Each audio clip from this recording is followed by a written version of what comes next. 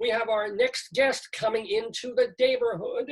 He is a longtime theater critic and editor. He used to be an editor at Backstage. Now he is a writer for TheaterLife.com and also, we'll ask him. Oh, here he is. Oh, look at that is a wall. Yes. That is a backdrop. David Sheward, how are you? Yeah. This looks pretty good too. Good morning. Well, yeah, my wife put this panoply together of all the shows that opened this past year. Behind David Sheward, you will see a bunch of Nicholas Nickleby, Forbidden Broadway. I see As Is. What's next to As Is? I just Steel Pier. Oh my gosh, yeah. Quilters. Really? Quilters. Quilters. 10 by Tennessee. Yeah. Broadway, which closed out of town. Crazy for You by Terrence McNally, by the way. It later became It's Only a Play. Ah, okay. The 10th Man. Pirates of Penzance is up there. Hurly Burly. I was an usher for that show, that championship season. Is that company up on the right? No, what is that one up on the right in the pink? The purple one? That is Perfectly Frank, which was a review of Frank Lester's songs. I take it you like theater, David. Oh, yes. I take it you appreciate theater. He's, by the way, I didn't mention that you're also an author. You wrote a book about George C. Scott called The Rage and the Glory. Before that, you had also contributed to some books about the big book of Broadway show business awards. Yeah, the big book of show business awards. I wrote it. It's just me. Oh, it was just you, yeah. And what else? Are you working on another book? Have you another book in the pipeline? Or not at the moment. Not at the moment. What are you working on at the moment? Do you review at the moment, there's no theater, so right. I'm actually now to earn my daily bread. I'm a high school teacher, but I am still writing reviews when there are theater, and for as you mentioned. TheaterLife.com and also a website called CulturalWeekly.com. Oh, CulturalWeekly.com. Okay. CulturalWeekly.com. And right now I'm reviewing what's streaming, because there's no live theater. Well, that brings up the question of the shows that you've been reviewing and seeing, streamed and Zoomed and all of that. What have been one or two of your absolute faves? Well, my favorite, I think, was Richard Nelson's play, What Do We Need to Talk About?, which was a continuation of his Apple Family series. A few years ago, he started writing plays about this fictional family in upstate New York.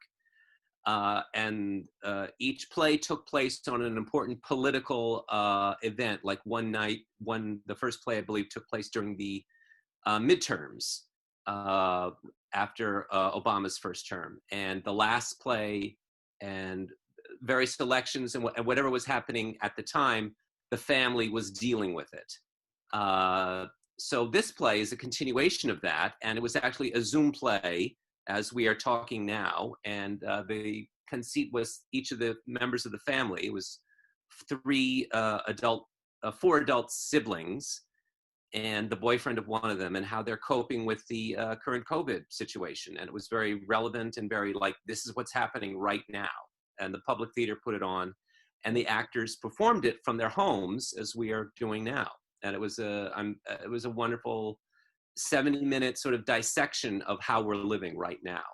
Wow. And people should know, I think there's still available. All four of the Gabriel plays, I think they're called, are available through PBS through the end of June, where you can see the other three at the public theater. You can actually watch the staging as it was in front of an audience per se. And then the fourth one was Zoom only, and they're all still, I think, watchable for free. Just go out there on your web and get it. Yeah, there are three about the Apple Family. Oh, I'm sorry. The three about the Apple Family, and there's another three about the Gabriel family. Oh my God! Yeah. Which is another family in the same town, and this fourth one is about the Apples. Oh, I'm sorry. Yeah, I get confused, and I shouldn't, because Richard Nelson was a guest on this show. He's a friend of the neighborhood, as is J.O. Sanders, who appears in all the shows. So and he plays roles in both of them, both the Apples and the Gabriel. That's why it's confusing too. I think he's in the same family. He was. I mean, he played a different person in each family. Anyway, moving on to the giant, broader family of theater. And you've been doing this for what, 40? I don't want to age you, but 40 plus years now? What year is this? Around. Around. I So, moved to no, the please. mid 80s.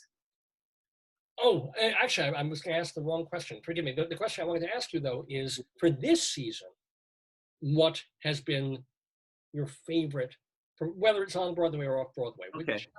What rocked your world? Well, I really think it was really interesting because it was a truncated season, a much shorter season. But I would say the production of West Side Story, which opened about just a few weeks before all the theaters closed down, and this production by Ivo van Hove, the Belgian Dutch director, who's quite revolutionary. His A View from the Bridge won a Tony Award. He also did Network on Broadway, and his works are very deconstructing things, taking them apart and presenting like the bare essence. And some people think they're a little too radical and weird. But this West Side, and some people had some problems with this West Side Story. Like? It used video quite a bit.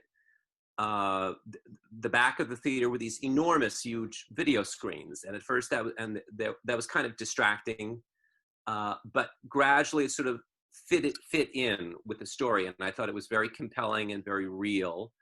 A few people thought it was sacrilege to. I believe it's the first time on Broadway that West Side Story has been presented without Jerome Robbins' original choreography. Did that bother you, or? No, not at all. See, a lot of people on the chat boards and the websites were saying, if it ain't broke, don't fix it.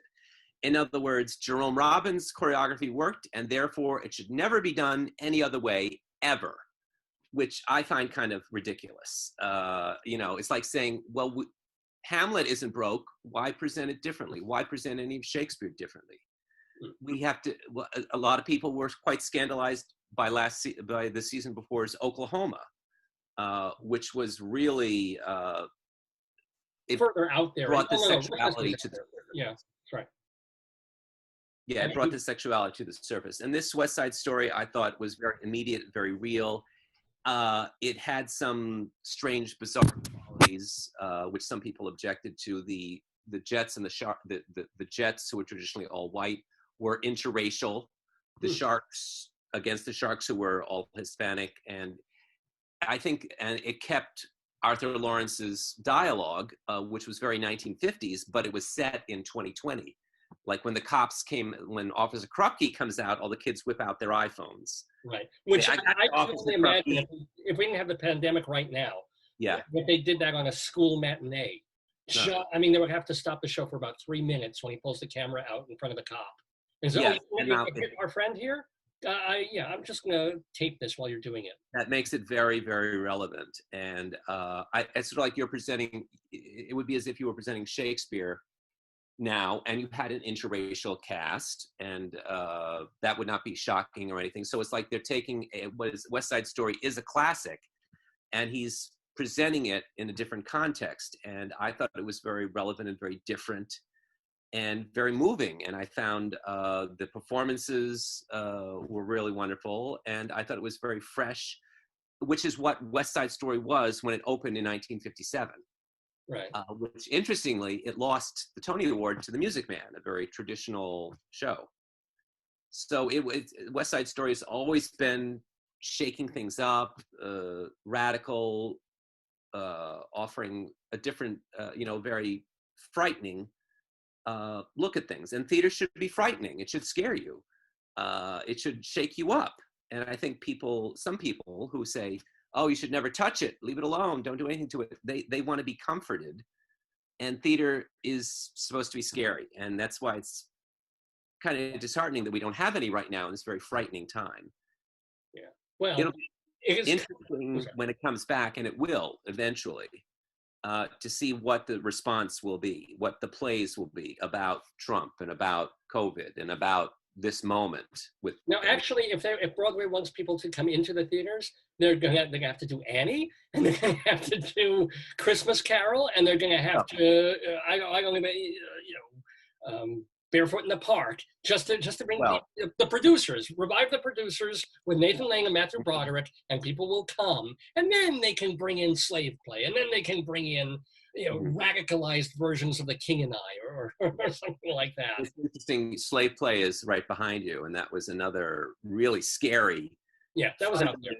Yeah. Frightening, difficult play.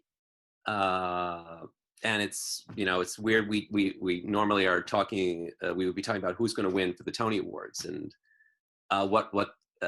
would slave play be in the running?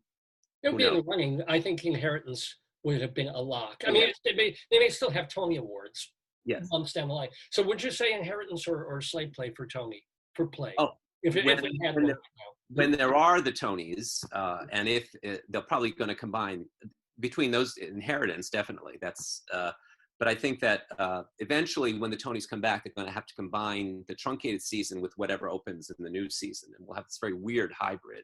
Okay.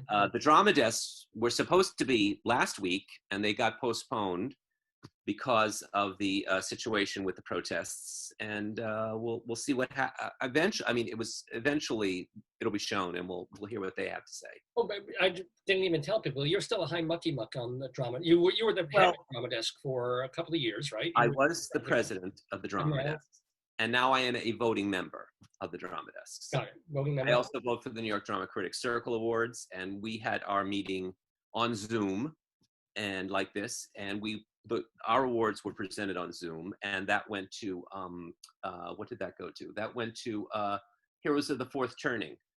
Right.